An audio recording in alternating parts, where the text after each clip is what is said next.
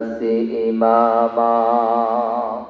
আল্লাহ পাক বলেন, নবী গো, সোজা আলোচনায় ঢুকলাম, খুব খেয়াল করতে হবে। আল্লাহ পাক বলেন, নবী গো, আপনার মন খারাপ করবেন না, কষ্ট নেবেন না। নবী, আপনার পূর্বে আমি একজন নবী প্রেরণ করেছিলাম, যেই নবীর নাম হলো ইব্রাহিম।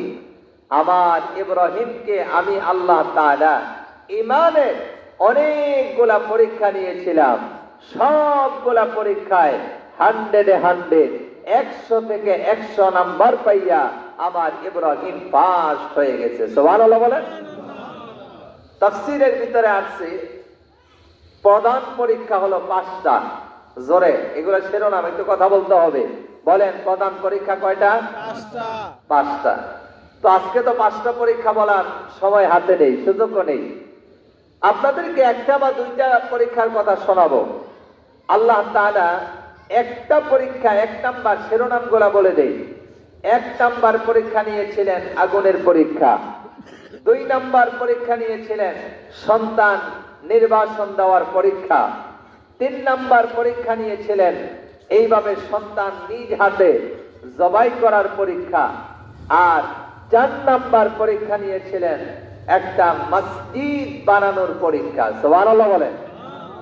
মসজিদ বানানোর পরীক্ষা।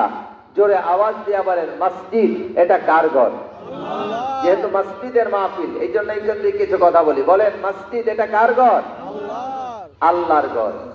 পৃথিবী, এই যে পৃথিবীটা, বলেন তো পৃথিবীটা যিনি বানাইছেন তিনি কে? সর্বপ্রথম এই পৃথিবীতে কিছু না কিছু হয়েছে, তো যেমন গাছ, মাছ, পানি, ঘর। তো এই যে পৃথিবীর ভিতরে যত ঘর আছে, আল্লাহ তাআলা কোরআনুল কারীমের ভিতরে বলেন, এই পৃথিবীর মধ্যে আমি আল্লাহ তাআলা সর্বপ্রথম একটা ঘর বানাইছি।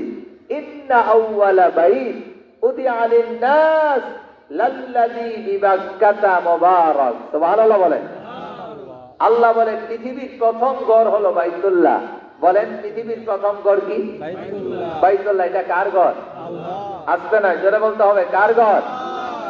আল্লাহর ঘর। এটা পৃথিবীর প্রথম ঘর, আল্লাহর ঘোষণা। ইন্না আউওয়ালা বাইত, আউয়াল মানে প্রথম বুঝেন, আর বাইত মানে ঘর।